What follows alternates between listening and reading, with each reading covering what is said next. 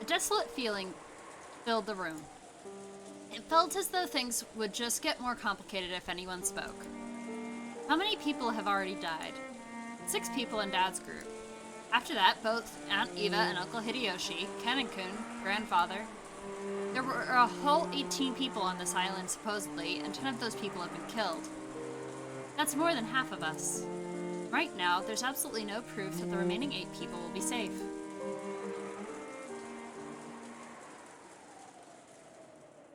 At any rate, this is no time for quarrel. Now that we are certain the culprit can enter and leave the mansion at will and strike out of nowhere, we must give our undivided attention to surviving until tomorrow. I agree strongly with Aunt Natsui. We can figure out who the culprit is at our leisure tonight. For now, though, we're better off finding a place to barricade ourselves in. As I said this, I pointed out the clock to everyone. It was already 8 at night. We had been receiving shocks over and over again since the early morning, and our bodies and minds were both completely tired out. There's still a long time until tomorrow. We needed to find some place to barricade ourselves in so we could rest our bodies and get even the smallest amount of relief. I agree. Everyone's already pushing their mental and physical limits, myself included. I believe it would be wise to take that into account as we move forward. That's right. There's a high probability that the enemy's got the equivalent of a master key. Were Shannon, Ken-kun, and Goto-san holding master keys? Yes. They were supposed to have them on their person during work. We didn't want to disturb the scene, so we didn't investigate that closely. We can't eliminate the possibility that someone stole a key from them. In the first place, we know the culprit may have visited the servant room at some point to unlock the garden shed shutter. It's conceivable that they obtained the master key from there earlier on. There were many servants serving the Ushiromiya family. Because of that, there were several master keys. Furthermore, every time one employee started or finished working, the keys were passed between servants. We had to acknowledge that this had probably gotten a bit sloppy at times in the past.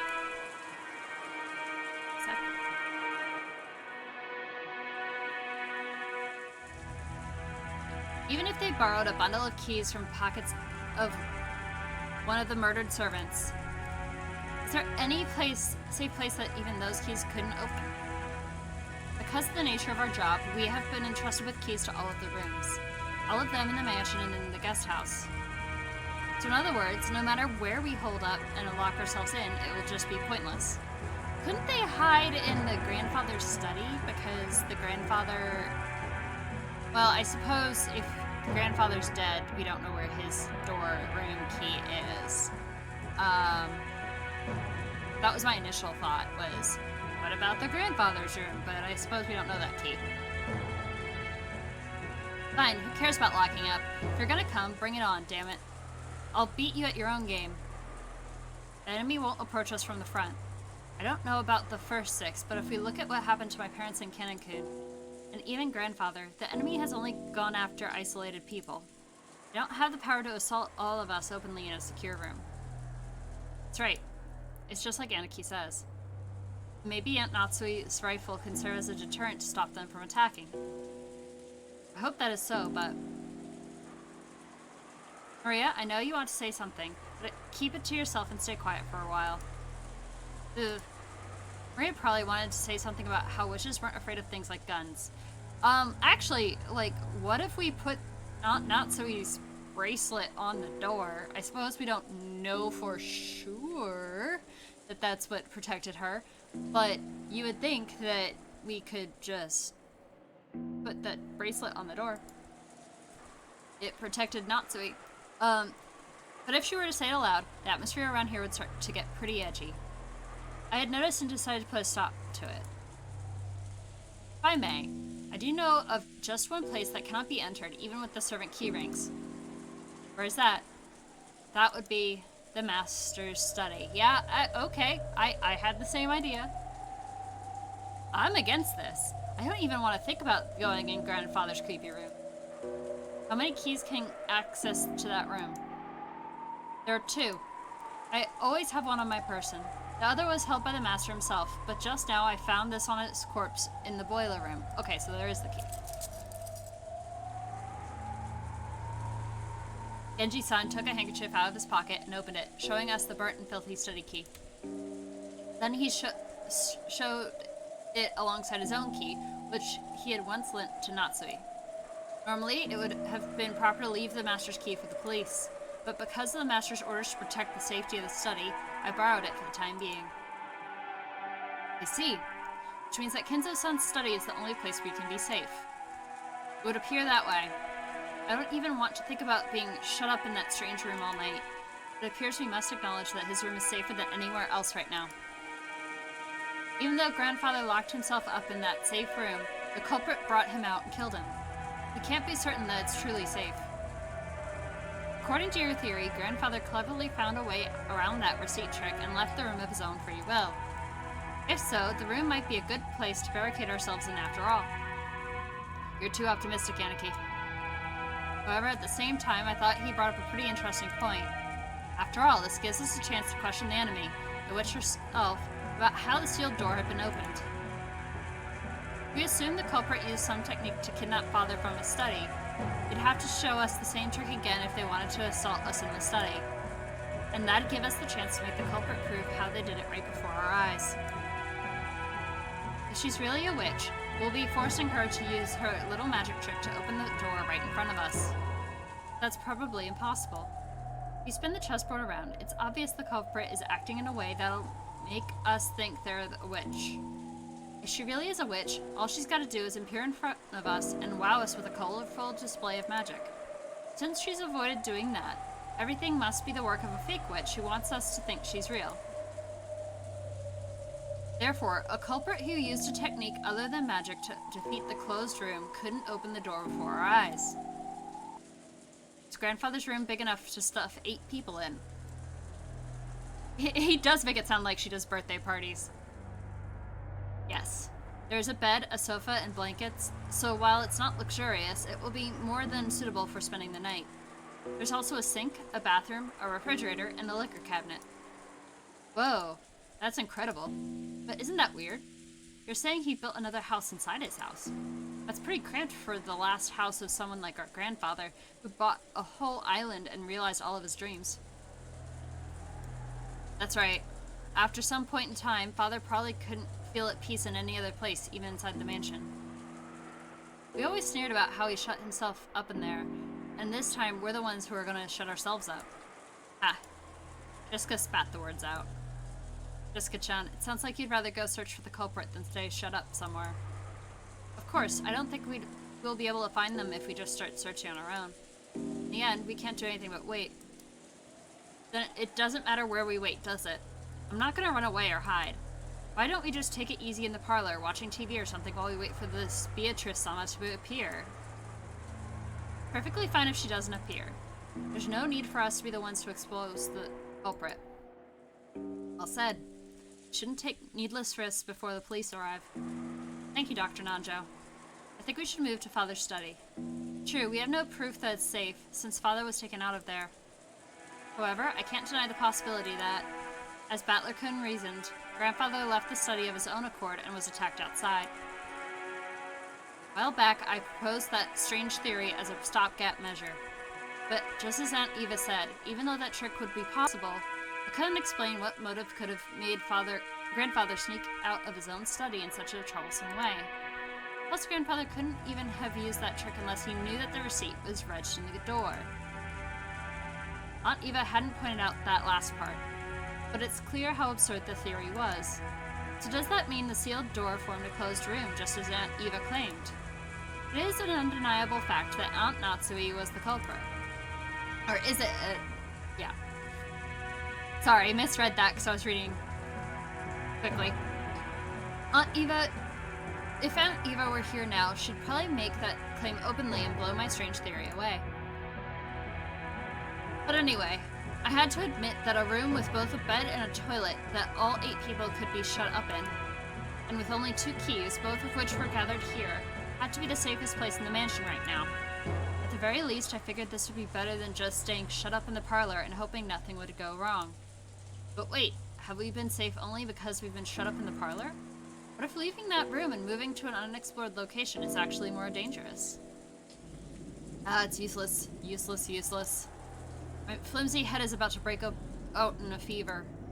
I keep spinning the chessboard around, right and wrong will keep switching places over and over, and I won't be able to believe anything. When it seems like the culprit is one of the 18, I want to believe in Beatrice. Once I start believing in Beatrice, I start wanting to find the culprit amid the 18. That keeps spinning around forever. In the end, my thoughts won't have taken one step from where they started. How far back in the past was it that Kirie-san taught me about the chessboard thinking? That concept of examining the situation by spinning it around and thinking from the enemy side. I seem to remember being so interested by it back then. I used to guide all my thinking. By the way, Kirie-san was Dad's co-worker back then. I never dreamed that she'd someday be added to our family. Getting a flashback? Didn't Kirie-san tell me something once? I get the feeling she once said that while this chessboard thinking was one way to look at things, it certainly wasn't all-powerful. And it wouldn't be good to rely on it too much. Chessboard thinking is my own interpretation of something called game theory, which I read about in a book long ago. It's a very interesting subject, so you should tackle it yourself when you get to college, Matlerkin. I really want to try it. If I could study and perfect my chessboard thinking, it'd be fun to be able to read into any opponent's moves, wouldn't it? But you can't believe in it blindly. Game theory is a very deep and complicated subject. Chessboard thinking is just my interpretation that skims the surface of game theory. In order to thoroughly read your opponent's moves, like you're imagining, you need to study your opponent. Additionally, while the chessboard theory is convenient and practical, it isn't perfect. It has many weak points despite its convenience. Points? Yes. Chessboard thinking is founded upon game theory. When you thoroughly investigate game theory, it boils down to math. Do you know what the weak point of math is? It's noise. Math, when you write 1 plus 1 equals 2, that process will always result in 1 plus 1 equals 2 no matter how many billions of years pass, nothing more, nothing less. That's because there's absolutely no noise mixed in. But, for example, unlike math, the Japanese language has noise mixed in. Kanji are a good example. Old kanji and new kanji are slightly different, which represents an introduction of noise created by the changes between time periods. Isn't history the same? There are dozens of policies that seem foolish in the modern era but were meaningful at some point in the past. Because the rules of chess are fixed, when a pair of experts are discussing one particular layout, it's possible they could reach the same conclusions whether they're from 100 years in the past or 100 years in the future. However, if the rules of chess had gone through massive changes over time, it's possible that a discussion about the same layout would have changed as well. That's right. Events in the world of humans are normally full of noise. Aren't human emotions that way? Even if the exact same thing occurs more than once, there's no guarantee that humans will always act in a predictable fashion. The moment we try to use a math-based theory to predict someone's actions, we must be aware that our theory has built-in weaknesses and limits. Simply put, chessboard thinking is extremely weak against noise and fickleness, as well as mistakes or incorrect knowledge. That's right. Kirie-san definitely said that. Chess has always been a game where both sides play by the same rules and fight with the same conditions for victory. That's why it's possible for both sides to predict the other's moves. It's possible to read your opponent because you can always suppose they'll make the best moves they can find. What if your opponent is fickle or a bit tired? Makes a move that can hardly be called the best. Or what if this game actually has a special rule? Some unknown thing that only the enemy knows about and can use. In fact, what if the opponent actually has some goal other than victory? Think from your enemy's perspective. That's the basis of chessboard thinking. Which means if you misread your enemy, the answer you draw from this process will be complete rubbish, useless. So far, I've used chessboard theory to guess several vague bits of information about the culprit hiding behind this case, or so I think. However, I don't know anything about the culprit. Am I just playing around in a labyrinth of thought? Kirie-san were here at a time like this. She'd probably be able to notice something with her much, much sharper thinking ability.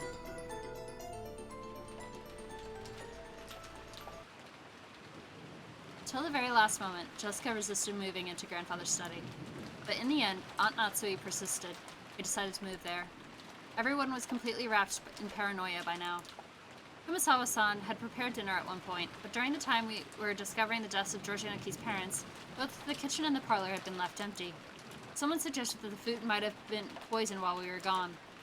Because of that, we were unable to even touch the food that Kumasawa-san had taken the trouble to make for us. The manner in which the first 6 were killed was still unknown, but it certainly could have been poison. Certainly, that would allow even a single person to carry out the murder of 6 large adults. Furthermore, this idea made it easy to imagine there being only a single culprit, one who'd be afraid of Aunt Natsui's rifle. This was very good for our emotional stability. But the fatigue and hunger were even harsher than we imagined. Then, Kumasawa-san made a proposal, and we all went together to the kitchen. There, we gathered some canned foods and other things that would be hard to poison to take in with us. All of Kumasawa-san's efforts to reward us with just a little dinner on this savage day regrettably came to nothing. The food piled up on the serving cart just looked a little sad.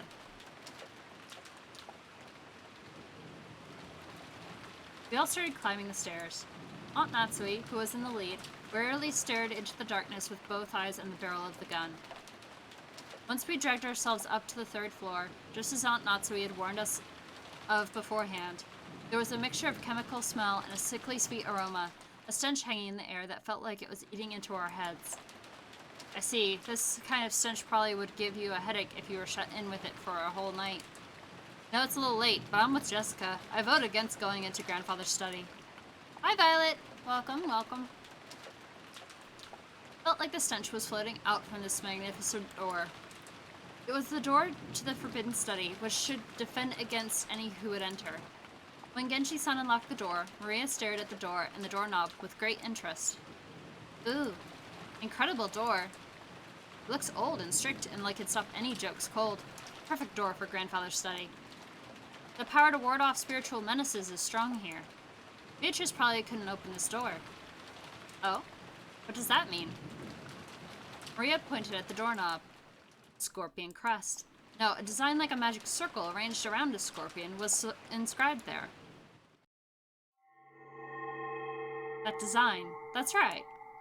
Isn't it just like those keychain charms Maria gave Jessica and me yesterday? The 5th magic circle of Mars is a strong ward against magic. Additionally, this magic circle was very diligently constructed and it's full of power. For sure, Half Narrow. It's very weird how she suddenly turns into a walking encyclopedia the instant it's about magic. Such a magic circle can be quite troublesome to beings of magic like Beatrice. Isn't that comforting? Are you saying we can escape even Beatrice's clutches in this room? Our little witch here sure is reliable. And how did Beatrice get grandfather out? Just as Battler reasoned. Beatrice can't go inside. However, she has both magic and familiars. Using them, she might have been able to get grandfather to leave the study of his own accord. Ah, I've read about that in a manga. I've seen a bunch of scenes where vampires were frightened of crosses so they couldn't get close, but their familiars were just fine, so they made their familiars attack. Those scorpion keychain charms I gave you yesterday also had the 5th magic circle of Mars on them. Power dwelling within them was weak, but they should be enough to protect you until we leave the island. Although it sounds like you lost yours, right? Scorpion keychain charms? Yeah, the charm I gave you yesterday was something I got from Maria. I heard it would repel magic if you put on your doorknob, and at the time I thought maybe it'd be better if you had it. Is that so? I thought it was an odd thing for you to be carrying around. Aunt Natsui put that on her doorknob? Yes. Last night, after hearing about it from Jessica, I hung it on the doorknob on the inside of my door. Then Aunt Natsui, you're really fortunate. If you did that, Beatrice probably couldn't even lay a finger on you yesterday. I think Beatrice must have been really annoyed. Hehehe. Beatrice? Annoyed? Couldn't lay one finger. Natsui thought back to that eerie scribble she'd seen that morning, as though someone had been tearing at the outside of her door with blood-soaked hands, and gasped in surprise. Could it be that the witch who called herself Beatrice tried to enter through the door to Natsui's own room? But the magic-repelling charm had been hanging from inside, so she couldn't break through the door. So she was annoyed, so she scratched at it. Wait, don't talk about that. Witches don't exist. Culprit does. And they're a human just like us. If you need proof, why don't we dice her up and see if her blood's red? Damn it, damn it. How could you do that to Canon-kun? Quick. Genji unlocked the door. 8 people entered Kinzo's study.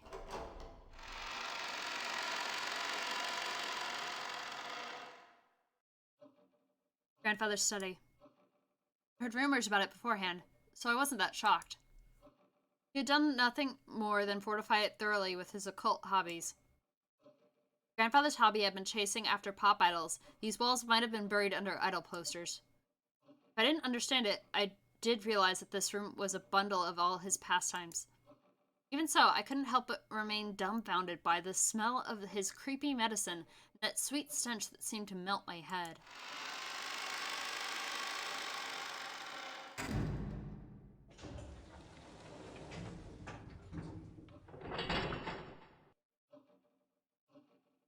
The door was closed. It automatically made a clunk. See, this is the auto lock that's activated whenever the door is closed. There were only 2 keys that could open the door from the outside, both of which were in this room. In other words, it had become a closed room. The shutter, the receipt, the chain. Now the auto lock. This 4th door had the most magnificent lock yet, and this was doubtlessly a closed room. Just to make absolutely sure that the room was secure, I checked all over for ways in or out. The window was tightly locked. That should have been enough, but just in case, we tried knocking all over the walls. After all, we had talked about there being a hidden door in this room, but we couldn't find anything suspicious. Grandfather's study was very large. Even though we called it a study, it wasn't really a single room. It could be divided up into 4 basic sections: a study section, a bedroom section, a toilet-bathroom section, and a section for cooking that had a sink. I see, this study really does have enough in it to live in. Now that I see how Grandfather could live his whole life in this room without ever leaving. It seemed Grandfather wasn't in the habit of watching TV because there was no television or even a radio in this room. We can't do anything except pass the time listening to the sound of the rain until tomorrow morning. Dr. Nanjo looked closely at the chessboard that sat on the table in front of the sofa and muttered. It was apparently the partly finished chess match he'd been playing with Grandfather until yesterday. Black had the white pretty well cornered, and it looked like checkmate would be reached within a few moves, the last part of the endgame. Even though the checkmate had almost been reached, the endgame had been rushed, and the end was never completed. Kinzo-san, it seems we weren't able to see this match through after all. Dr. Nanjo, I was Kinzo-san's friend for a long time, but I never knew about more than half of him. I believe 2 Kinzos exist, a wise one and one trapped by some madness. I never understood anything about him. Especially when it came to Beatrice-sama, it would seem like his personality changed. In the direction of Kumasawa-san's upward gaze, the portrait of Beatrice could be seen. It wasn't massive like the one hanging in the entrance hall, but small, made for this room. Grandfather probably spent every day in this room, so much of his time, talking to the witch in that portrait. Who was Beatrice to Father in the first place? Right now, you couldn't just explain it away by saying it was a story made by the parents to frighten children away from wandering into the forest. While eating the canned food we'd brought from the kitchen, we talked together about who Beatrice was. Whether the culprit was Beatrice herself or someone pretending to be her. Whether they were a witch or a human, that was beside the point. The woman in this portrait was strongly related to the roots and background of this case. Couldn't talk about this case without talking about her.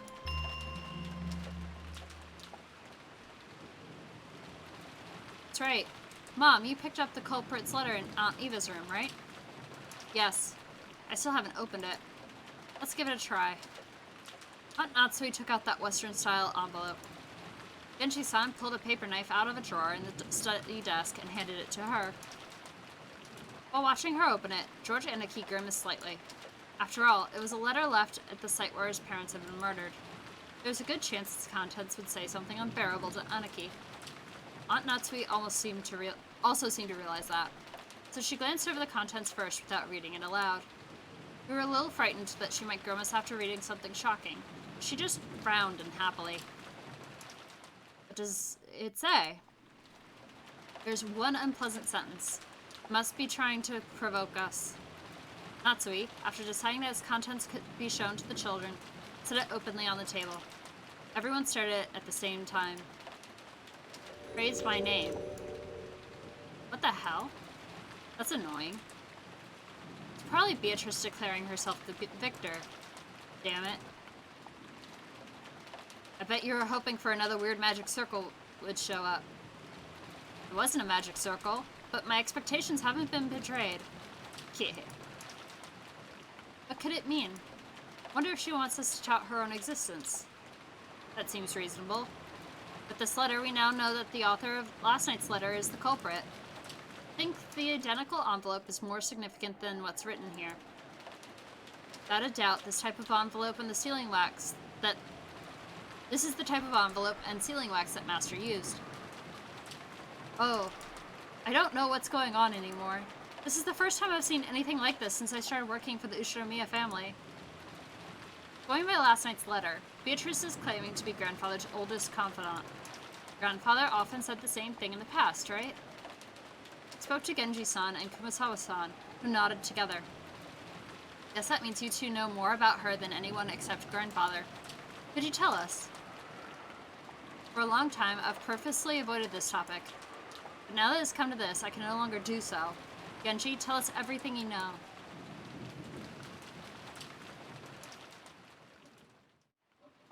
Genji-san didn't answer. Did he remain silent despite his knowledge, or did he know nothing at all? Still, I had a good guess. The ghost story of the witch Beatrice had long been deified among the servants. He'd probably been very close to Grandfather and his occult hobbies. So there was a good chance that he'd been indoctrinated with even weirder things and had increasingly come to deify the witch. As Grandfather's most trusted servant who had sworn loyalty to him, he might be the most influenced by the illusion of the witch that Grandfather created. So there was only one reason for Genji-san to remain silent. He could speak, but it would definitely cause backlash, so it was better if he kept his mouth shut, and it wasn't like we'd believe him anyway. Something along those lines. A short while ago, Maria had been more than willing to speak bluntly and unrestrainedly. That had earned her a scuffle with Jessica. It was natural for Genji-san to keep his silence.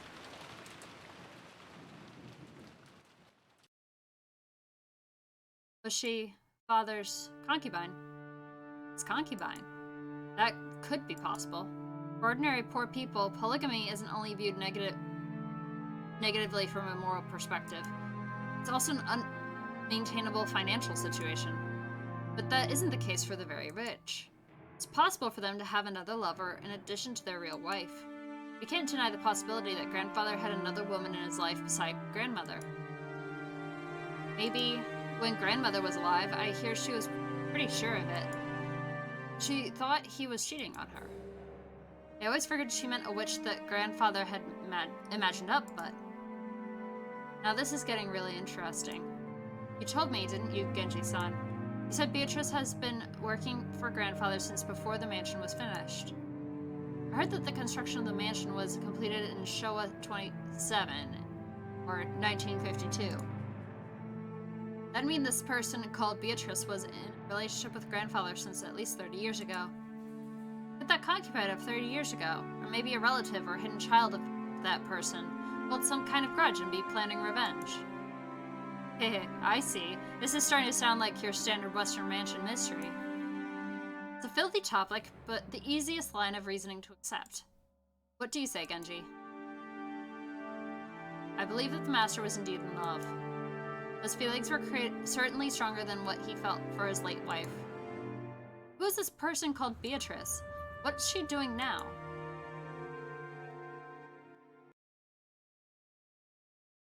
I've heard that she passed away before the mansion was completed. She's already dead? Yes. The master was deeply stricken by grief, and he devoted himself to the art of black magic as a means to revive her. The master loved Beatrice somewhat from the bottom of his heart. It was that madness which drove him to do all that you see here.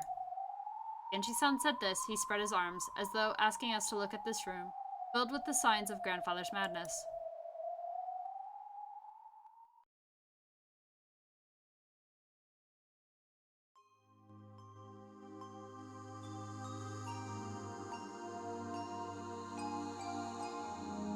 We were all at a loss for words. Normally, black magic seems like it'd just be creepy, and it's really hard to imagine why someone might be so enraptured by it. Since Kinza was just an eccentric who had restored the Ushidamiya family amid his madness, nobody had tried to understand him. The only thing on Grandfather's mind had been the loss of a beloved woman, and his inescapable sorrow. Earlier, this room had seemed creepy, but in an instant, it had changed into something we could understand completely. The creepy books, the magic circles, the medicine, all of it. It all existed simply because he wanted to revive the face of a single woman who had left this world over 30 years ago. The master only told me about Beatrice Sama's story once, when he was very drunk, although I have forgotten the details. It was a deep, deep love, enough to make a woman like me jealous.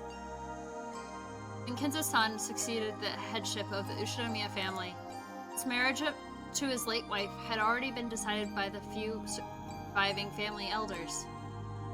So, he was forced into a marriage with some woman who would benefit the Ushidamiya family. That's correct. Kinza's son was installed as the head who would revive the family and had to bear the entirety of that responsibility. I do not pretend to know the details of when or where Kinza's son first met Beatrice. Guess it'd be rude to say any more than that. That was when Grandfather truly fell in love for the first time. Just how deep was his affection for her? That was easy to see just by looking around us. This room was covered in piles upon piles of things having to do with black magic. Grandfather spent every day shut in here, immersed in his research and isolated from the outside world, never regretting 1 minute of it. You couldn't help but recognize the depths of Grandfather's love for Beatrice. I had it all wrong, Genji-san. What do you mean by that?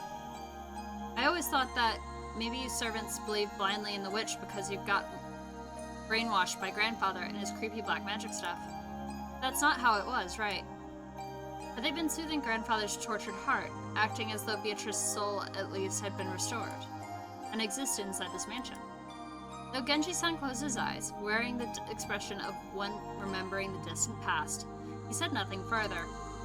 He probably felt that making such a confession would be the worst sort of betrayal against his one and only master, even though that master was already dead. Beatrice has revived as a witch, and exists in this mansion even now. Genji had said this, had believed it, had made people believe it, and would follow through with that decision to the grave. This might have been the last service he could offer up to his master. The legend of the witch, the mysterious tale of Okonjima that was still whispered among the servants. Its true nature was a sad lie. No, it was an act of kindness towards Grandfather, who had lost the person he loved above all else. I remember denying the witch's existence in front of Father on multiple occasions. Now I finally understand how much that must have wounded him. Right now, I can understand it very well. If I thought I could revive Shannon using black magic, I'd immediately become the next owner of this room and start researching. Anarchy. Another strain of tears dripped from George's eyes. Maybe his tears were infectious. Tears rose to Jessica's eyes too, and she sniffled. Beatrice has said it. Very soon she'll be able to revive people. You'll be able to meet them. You'll be able to meet them, she said. You are way too cheery, Maria. Very soon, the door to the Golden Land will be opened. The promised land that glitters gold, the souls of all the dead will be resurrected, along with the love that had been lost. Then I will sleep in a world of peacefulness for all time. Did she say that? The Beatrice who gave you the letter? You don't believe, do you? Hehe. If only Grandfather was here. I'm sure he'd be happy. I'm sure he'd be jumping for joy now that Beatrice is about to be revived.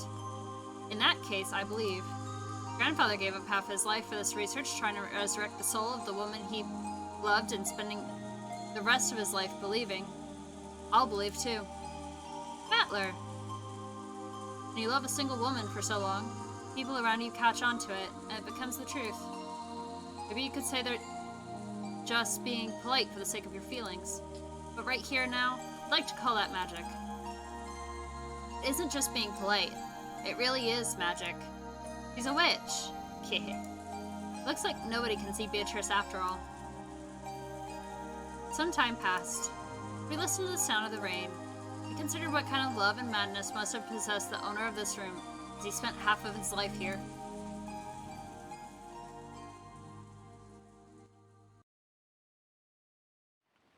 If you ask me as a woman, then while I'd like to be understanding of Father's feelings of true love, it did leave Mother in an awkward position. Ha, I agree. Cheating is cheating. No way to make it pretty. Yeah, that's right. Gotta feel sorry for Grandmother. So, have there been any rumors about a child between Beatrice and Grandfather? The keyword Beatrice had been hidden in every corner of this case, so it's natural to suspect some relative of hers. No, I have not heard of anything like that. If there was one, a memento of his most beloved person, he surely would have given them all his affection. Since he ended up immersing himself in black magic instead, maybe we should assume that there was no such child.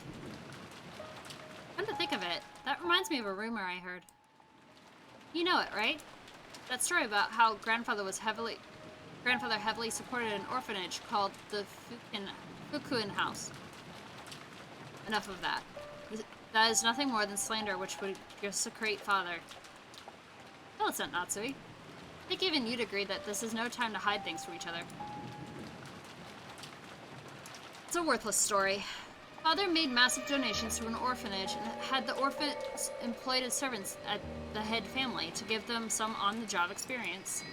The story in question is simply some drivel spread by fools, who claim that Father was using those orphans for some filthy hobby. For a while, some guys even said he was collecting human sacrifices for his black magic. And he really is doing some weird experiments and ceremonies in this room all the time, so I half believed it myself. These servants who came from the Fukuin house there are several of them, but Shin and Kennen were the two scheduled during the family conference shift. To resurrect Beatrice, he brought in servants from an orphanage as human sacrifices?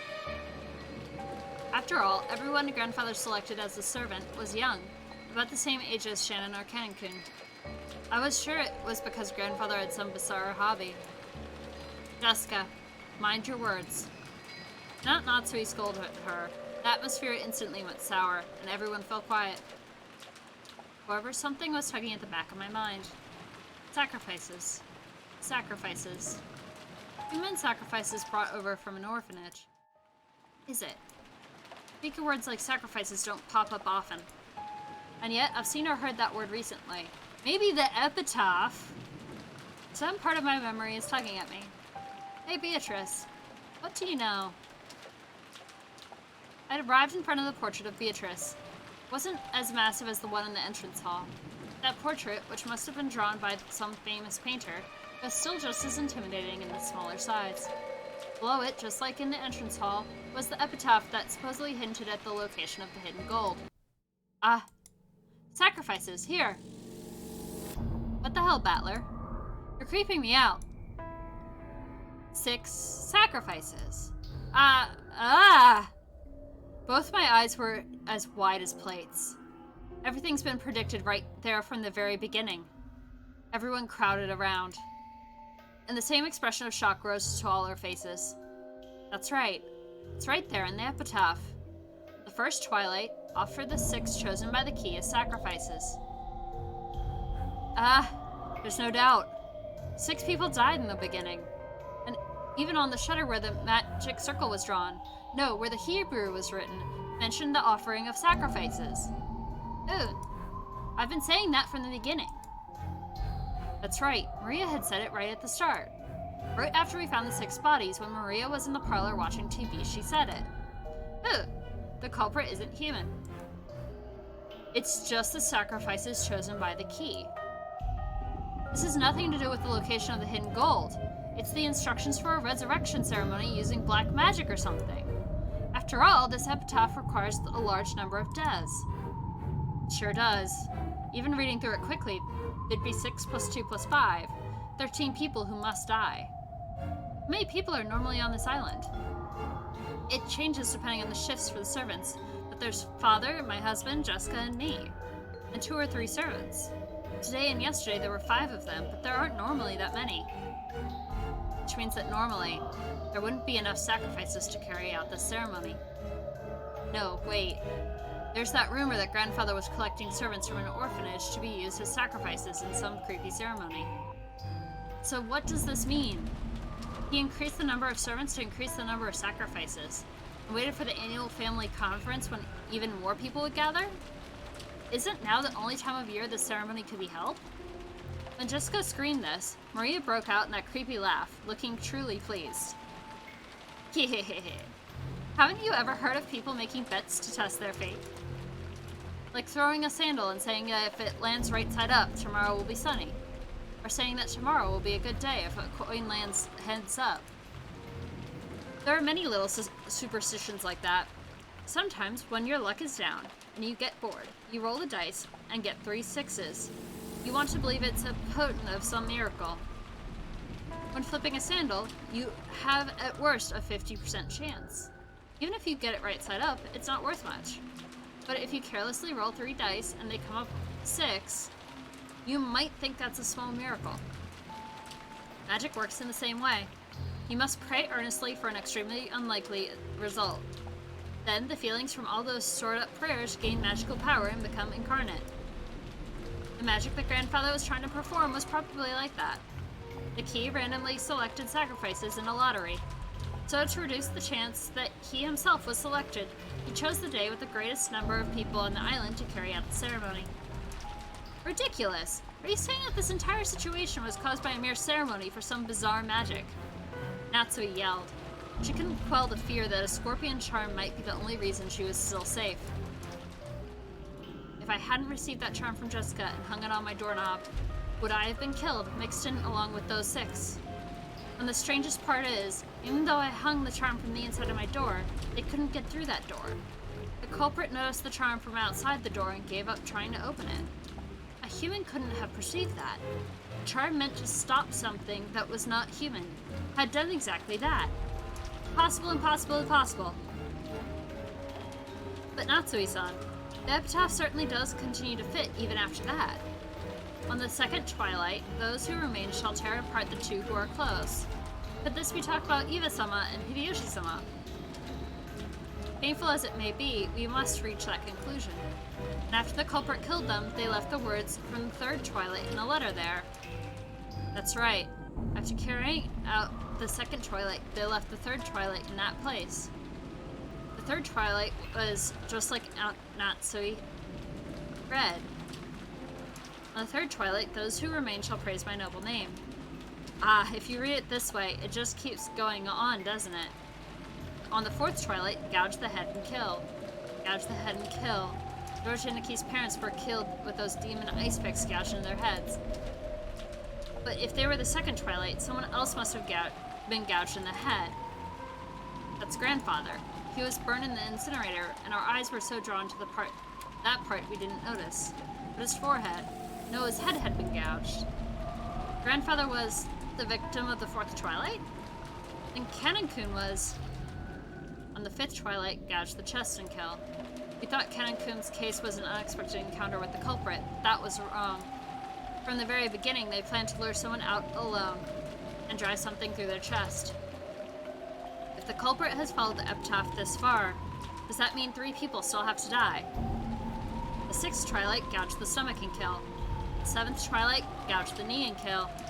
And the eighth twilight gouged the leg and kill. Yes, you could read it that way. Yeep. Well, I wonder about that. After those 3 die, it reaches the ninth twilight. Take a look. In the ninth twilight, the witch shall revive, and none shall be left alive. We're all gonna be killed by Beatrice. I don't get it. Wouldn't that mean everyone dies no matter how many people there are? What was Grandfather after? Doesn't this mean the ceremony would kill him too, no matter what? It's okay if no one's left alive. On the 10th twilight, we finally arrived at the Golden Land. In the 10th twilight, at journey's end, you shall attain the power of the Golden Land's treasures, once and for the last time. The witch shall praise the wise and bestow 4 treasures. Grandfather wasn't afraid of dying. Look at the second and third of the 4 treasures. One shall be the resurrection of all the dead souls. One shall be the resurrection of the love that was lost. So Grandfather believed he would eventually be revived, even if he died partway through the ceremony. Ridiculous. That's insane. When you die, it's over, right? The dead won't come back to life. Isn't that a miracle humanity's been chasing after for thousands of years and still hasn't accomplished? So is this what that means? Something like you'll be able to meet them in the afterlife where they'll be restored? If what you're saying now is right, would that mean that Grandfather, whose remaining life is slim, but who's been driven mad by love, is committing suicide? No, a massive forced group suicide. Genji, is such a thing possible? I don't know. The Master is a man who sometimes has the wisdom to see 1,000 years into the future. However, there are times when that appears to be nothing more than madness to commoners such as myself. Okay, should we take that for a yes? What do you say, Kumasawa-san? I don't know anything. That's right, I don't know. Do you think I would be on this island today if I did know? I would have faked an illness or done anything to take the day off. That's right. What about your opinion, Dr. Nanjo? You've been Grandfather's friend for many years. I feel the same as Genji-san. Kinzo-san was a man who far surpassed ordinary people. I've even felt a sort of inhuman power from him at times. Even I don't know what Kinzo-san was thinking when he wrote that epitaph. All we can say is that even if Father did write this script, someone else is carrying it out. That's right. At the very least, there's another culprit who attacked Grandfather in Kanon-kun. Furthermore, that person is still continuing the crimes, just as the epitaph says. The letter in the beginning that we didn't think deeply about. What was it that was written there? We thought back to the recitation of the letter last night. Beatrice had proclaimed something inside it. She proclaimed that, according to her contract with Kinjo, she would collect everything of the Ushinomiya family as interest. But then she had also revealed a special clause. If someone discovered the location of the gold Grandfather had hidden, that right would be lost. When the letter was read, Grandfather was still alive. But at that time, it had already been sealed with wax by the head's ring, which meant Grandfather had handed the ring over to Beatrice while he was still alive. If we take a straightforward approach, maybe we should assume Beatrice is carrying out that strange contract, with Grandfather guaranteeing her that right.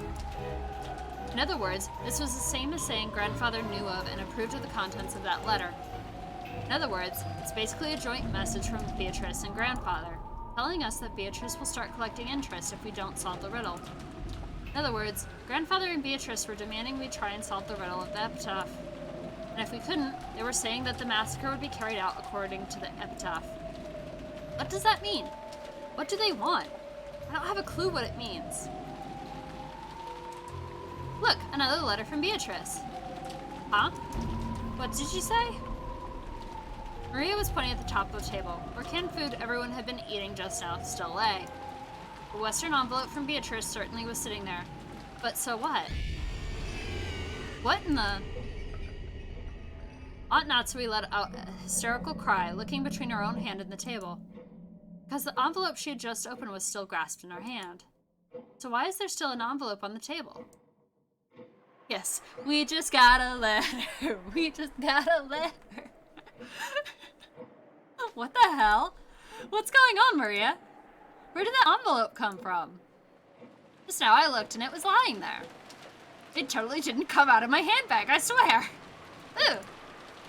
I don't know anything. This isn't funny, there's only the 8 of us here.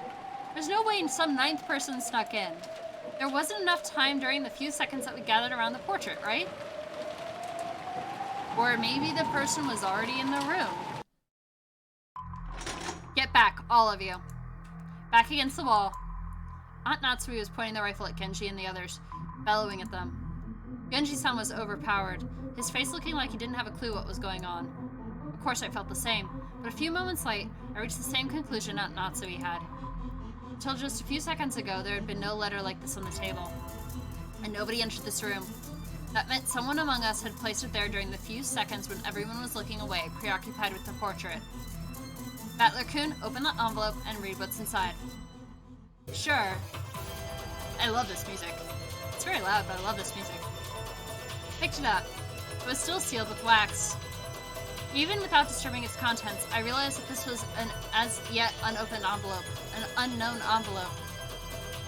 Yeah, that's half narrow, that's what I was thinking. Without relying on a paper knife, I tore it open and pulled out the letter inside.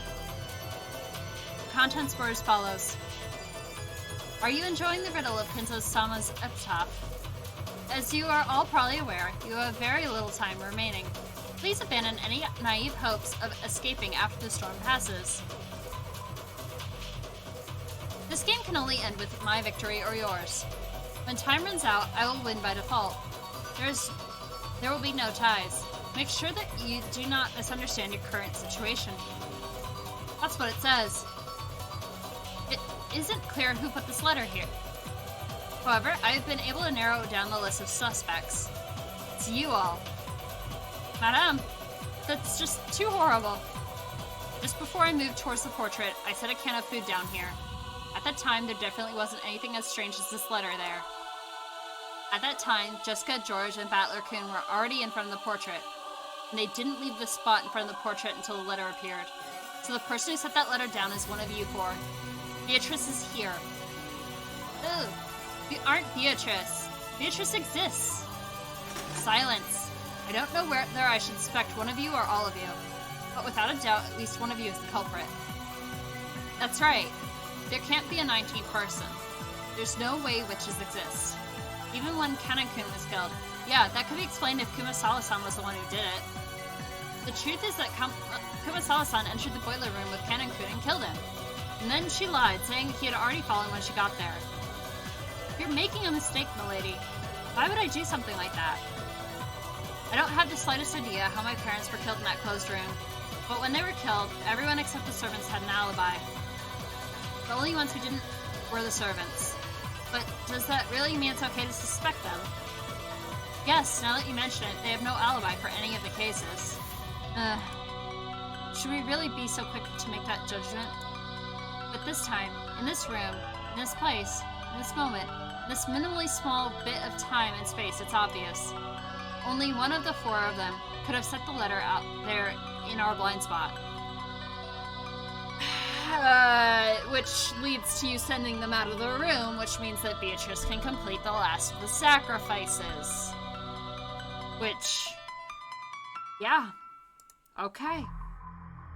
If there is a witch, that's how she's doing it. We can't tell who put it there, but it's obvious that one of the four did it. Natsui-san, please, calm yourself. A lot has happened today. I understand how much strain is on your mind right now. Dr. Nanjo, it truly pains me to call you suspicious. However, you are father's personal doctor and his closest friend. You have been by his side for many years, and you might even know about Beatrice. Could you be hiding some kind of old obligation? Of course not. Calm yourself. It was pitiful to watch Dr. Nanjo frantically pleading his innocence. It was probably a normal reaction that anyone would give if they were suspected. Kumasawa was the same. Ever since Jessica voiced her suspicions of Kumasawa murdering Kanan, Kumasawa had been totally flustered. That was why Genji's still calm appearance looked so bold. Aunt Natsui pointed the barrel of the gun. Genji, you were grandfather's #1 subordinate. Was Beatrice an illusion you showed to father, with you as the performer? If by suspecting me, you recognize me as the master's greatest servant, then I count it as a great honor, regardless of the circumstances. However, I am not the one who put the letter there. You expect us to just accept that? You must be the ringleader. Maybe Kumasawa and Dr. Nanjo are your accomplices. On Maria-chan, too. Not content to suspect just the adults, Aunt Natsui pointed the gun relentlessly at Maria, too. But Maria acted as though nothing had happened. Or maybe she thought she would be fine even if she was shot. Maria-chan, by this point we can no longer remove someone from suspicion just because they're young. For the last time, let me ask the question that everyone's had since last night. Yesterday, who was the Beatrice who handed you that letter? Ooh. Maria, don't dodge the question. Make it clear. Who gave you that letter? Hehehe. How many times do I have to tell you? It's Beatrice, the 1,000-year-old golden witch. You want to know what she looks like, just turn around. See, she's right there. Beatrice is. Hehehe. Don't mess with us, Maria. Enough, Jessica. Maria, too. Don't you understand the situation? What are you hoping to gain by saying stuff like that? Stop stirring each other up pointlessly. I don't understand. Who do you all want the culprit to be? You only believe in Beatrice when you don't want to suspect one of your own. When you're trying to settle a grudge because someone is close to you has been killed, only then do you want to believe in a human you can attack with violence and deny Beatrice. That's why you can't see her. Beatrice exists. You all can't see her. Silence. I don't want to label you as the culprit, but there's no longer any doubt that you enjoy making the situation unpleasant and are providing assistance to the enemy. Hehehe. Then what will you do? Shoot me? I don't mind. Very soon the door to the Golden Land will be opened. Then all the dead will be resurrected. Right now, death is nothing to be afraid of. Hehehe. Mom, she really is suspicious. We can't keep her with us. But Aunt Natsui, please, calm down. There's no reason to shoot Maria. Please remain composed. The letter was meant to provoke us, but it's nothing to be afraid of. Even the culprit is scared of what will happen tomorrow. They're scared of the police. Right now, this island is free from the reach of the law, but that's only because it's isolated by this typhoon. Once the typhoon passes, the law will return. So you mustn't shoot. How can you stay so calm, George-san? One of these four is the culprit. No, maybe all four of them are working together. How can you stay so calm when one of these four might be the culprit who killed your parents?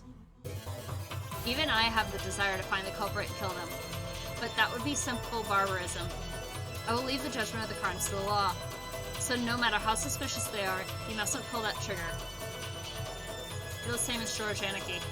Aunt Natsui, get a hold of yourself for a second. Anyway, it'd be bad to shoot.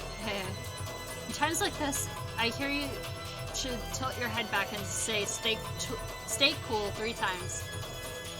To make this clear, witches don't exist. Not on Rokunjima, not in the Ushinomiya mansion. I declare it as Ushinomiya Natsui, representative of the Ushinomiya family. There's no witch here. I won't accept Beatrice. No matter what you're planning, I won't let you lay one finger on my daughter or the rest of them. That's my duty as a mother, as a representative to the family. Those words were the final words of farewell. That settled everything. Protect your daughter. Aunt Natsui would regard any suspicious person as an enemy. The only reason George Anarchy and I were standing on this side was because, by coincidence, we had a clear alibi regarding the letter. If I hadn't approached the portrait, I would also be at the other end of that gun barrel, treated like a criminal. But even though part of me thought that, part of me was thinking that chasing all the suspicious people from this room would finally guarantee our safety. Genji-san, Kumasawa-san, and Dr. Nanjo, all of them were on grandfather's side. Maybe you could say that once Maria started blindly believing in Beatrice, she was also on grandfather's side. That's right, they're all suspicious. Is this really okay? If we throw out all the suspicious ones in such a lawless way, will we still have the right to defy the lawlessness of the witch?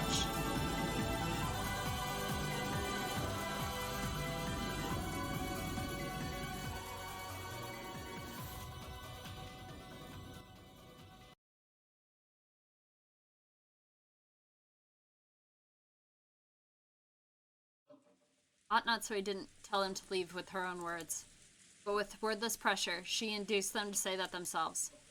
As if Dr. Nanjo didn't say those words, this cold silence would surely continue forever. Calm yourself, Natsui-san. Still, I understand your feelings well. I myself feel like there's something wrong with my head after all these strange repeated incidents, so I understand well why you would want to suspect us. We really had nothing to do with this, and my actions now would be beyond rude. However, please understand, just this once. Very well. Let's leave the room. What do you say, Genji-san? Shall we return to the parlor and continue our chess game? That is what you wish, by all means. I don't want to. After all, it means we'll have to leave this room knowing that the wolf is among us, right? I don't want to, madame. Please forgive me. Eek! It's obvious what Kumasawa-san was trying to say. She was innocent, then she was being ejected into the dangerous territory along with the culprit. The current situation, urging her to leave this room, along with the suspects, was almost exactly the same as letting her get killed. However, Kumasawa-san really was suspicious just for being the first one to discover that Kanon-kun had been murdered. At that time, everyone except Kumasawa-san had an alibi. Unless we could prove the existence of some contraption, or the existence of some 19th person, Kumasawa-san was by far the most likely suspect. I didn't want to believe it. However, Aunt Natsui and the rest of us were in such a difficult situation that we couldn't help suspecting her as well.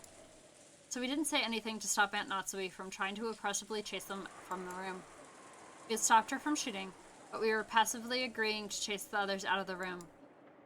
On top of that, Maria spoke to the fretful Kumasawa-san. It's okay.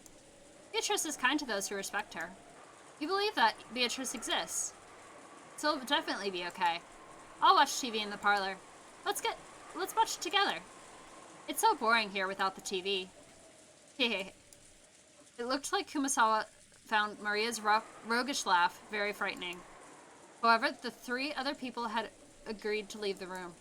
Kumasawa couldn't fight the flow and had to agree, crying as she went.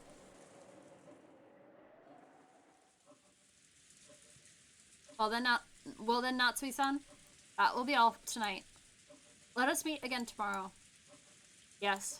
Please understand, at least for tonight. Please come. All of us will surely apologize for our rudeness. You may play chess, but do it in a safe place if you can. Genji, I leave them in your hands. Certainly.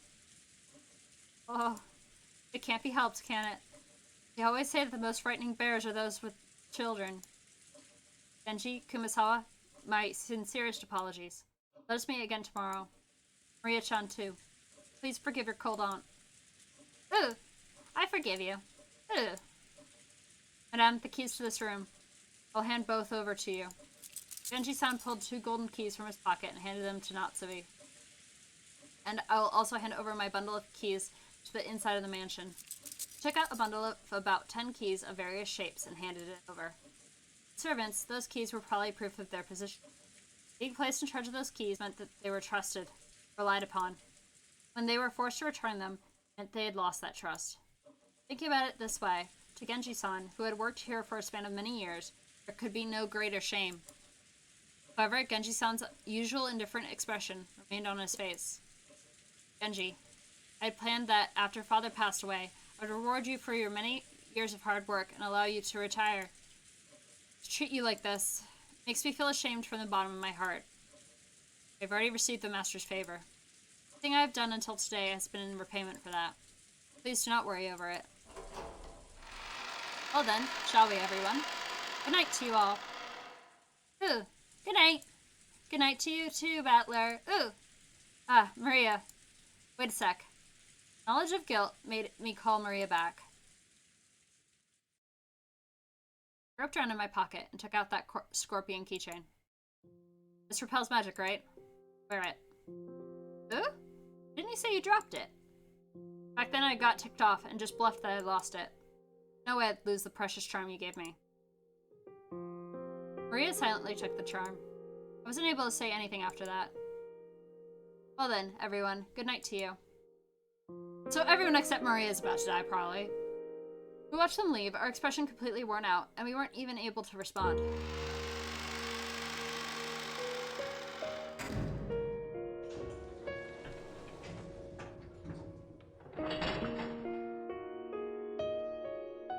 Till the doors closed, and we heard the auto lock, we were unable to breathe. Then, we were finally allowed to take a breath. After that, I noticed that Beatrice's letter, which I had been gripping the whole time, which was soaked with my sweat, actually had 2 sheets. The paper had been tightly stuck together, so I mistakenly thought there was only one. There was no characters on the second sheet. The thing drawn there was a magic circle, written with red ink like blood. Just like how every magic circle up until then had been different, this magic circle was one I'd never laid eyes on before. Inside the circle, a large triangle with a small triangle were fit together in a simple design. But just as before, there was writing in Hebrew. It seemed clear that it held some kind of meaning. I wanted to know what that could be, but we had just chased Maria, the only person who could understand the meaning of the magic circles, out of the room. Okay, my money's on Discord or getting the letter inside the room. Yeah? Yeah. I thought of this magic circle as Beatrice's second message. What does this magic circle mean? Damn it. After chasing out all the suspicious people, all we had to do was stay barricaded here until morning. Everything would probably be over. Once the typhoon had passed, when the seagulls cry, well, everything would be resolved. But the letter, which had unexpectedly appeared in the study, forced us to reject that naivety. It made it very clear that, if time ran out, it would mean the witch's victory. When time runs out, is the witch planning to take on the offensive? This time, is she planning to display some fearful magical power, maybe something that could have been used to kill 6 adults at once? Wait, when is time supposed to run out anyway? I don't know anything. With this, we should finally be safe. Finally. Definitely. Even as she said that, Aunt Natsui couldn't stop gripping that rifle. There was no release in the tension of her expression. Of course, none of us felt like breathing a sigh of relief. At least, not until we could hear the cry of the seagulls once more.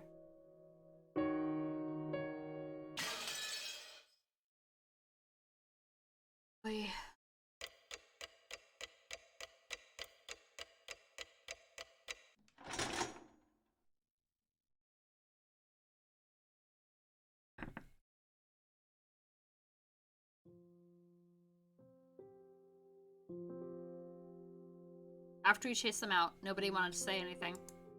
All of the suspicious ones had been driven away. Even though we knew there might be some innocence among them, we still did it. We chased them out of this paradise, where people don't have to suspect each other. But our motive for chasing them out was suspicion of one person towards another, the worst kind of crime for a human. If we had accepted the existence of a 19th person, the witch, then we all might still be talking face to face, trusting in each other. In that instant, we had agreed to chase out all of the suspicious people. But had that been the right thing to do? During this endless silence, we could do nothing but be quietly tormented by that sin. Aunt Natsui faced the door, without letting go of her rifle for even an instant, but sitting far back in the sofa. She would probably spend the night staring at the door without a wink of sleep. Georgiana gazed through the gap in the closed curtain by the window, looking down at the courtyard and the mansion that surrounded it. I didn't know whether he was checking to see if a suspicious shadow would become visible through the window, or whether he was wondering to himself about something. Jessica was sitting sideways on the sofa next to Aunt Natsui, a dead expression on her face. And every once in a while, as though she just remembered something, she'd take out the inhaler she had used during her asthma attack and stick it in her mouth. I just heard it from Aniki. Apparently Jessica liked Canon-kun. It was apparently so vague that she hadn't realized it herself. You know, the kind of thing other people tend to spot before the person in question realizes it. Which means she might have first learned of her feelings when the person she liked died. Must have been so terrible, so sad. Come to think of it, Canon-kun was the one who handed her that inhaler.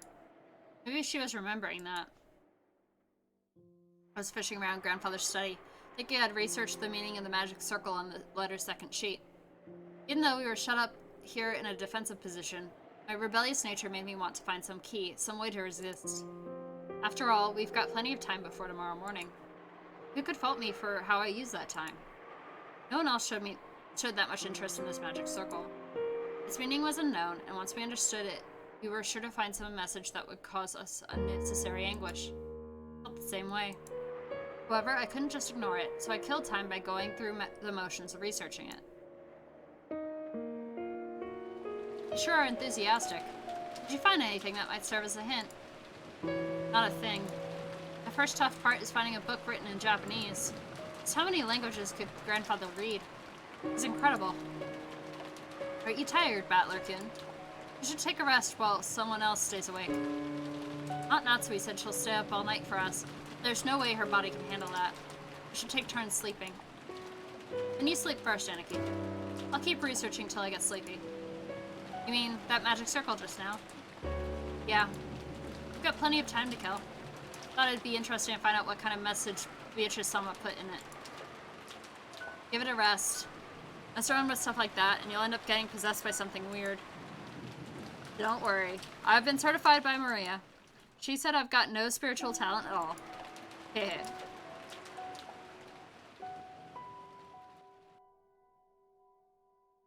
Were we too cruel to Maria? Jessica, you mustn't think of that now. Mom, if Maria wasn't involved and there's a culprit besides her, then she's obviously a soft target for the murderer. She's killed because of this. Then we've just left her to die. Gloomy silence settled once again. It looked like Jessica regretted letting her emotions take hold of her and snapping at Maria. She's always been like that. Always acting tough and regretting it later. I understand how you feel, but Maria was in close contact with the culprit, and she might have been siding with them, talking like that over and over to further confuse matters. I'm relieved that we chased them out. That's pretty harsh, Aunt Natsui. Couldn't it just have been the nonsense of a 9-year-old girl? Probably wasn't very convincing to hear that coming from me. I myself thought Maria was creepy on several occasions, even doubting her true nature. And when Maria was chased out of this room, I couldn't deny I'd felt some relief. If that's the case, tomorrow we will apologize for what we did. I'll take full responsibility for chasing them out of this room. This isn't something the rest of you have to worry about. I could feel a tragic determination in Aunt Natsui's words. To protect her own daughter, she had resolutely chased out the suspicious ones. And if, as a result, she had to watch the people who had been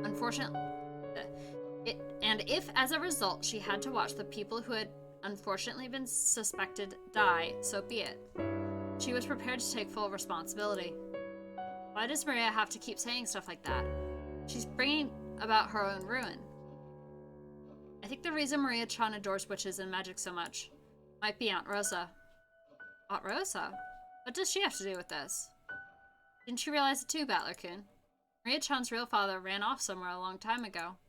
Although Aunt Rosa tried to confuse the issue by saying he's on a foreign business trip. Talking about Rosa-san's family has become a kind of taboo in the Ushinomiya family. I think Aunt Rosa thought about remarrying, but I also believe Maria-chan might have become her shackles and made that quite difficult. After all, she sometimes got really emotional and hit Maria-chan. I agree with you there. It looked like Aunt Rosa was trying hard to like Maria, which means that she didn't really like her. She might have thought of Maria as someone who stood in the way of her remarrying. I think that emotional rejection from her mother must have left some deep scars on her young heart. So she learned about this occult hobby from somewhere and immersed herself in it to bury the holes in her heart. Did you know? Maria-chan, the image of a witch, isn't negative at all. Remember yesterday at the beach when she showed us her notebook? Yeah, it was full of all those fun-looking scribbles. Yesterday, when we were down by the beach doubting the witch, Maria got all riled up and started explaining about witches. Not one of the pages had shown a picture of an ugly witch. They were all brightly colored, beautiful, cute witches who looked like they were having fun. There was absolutely nothing sinister about them, like a boy might have imagined. They were beings adorned with beautiful dresses who could grant anyone's dreams with their mysterious magic and who made everyone happy. Maria felt the sorrow of not being loved by her mother. Had she sought help from witches as beings who could give her happiness and save her?